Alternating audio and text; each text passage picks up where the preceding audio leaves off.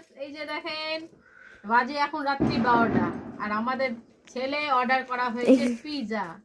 এই যে চলে এসেছে আমাদের পিজা, এখানে দুটো। এখন রাত্রি 12টায় হবে পিজা পার্টি।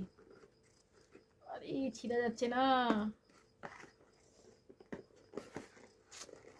চাকু নিয়ে বসতে হতো।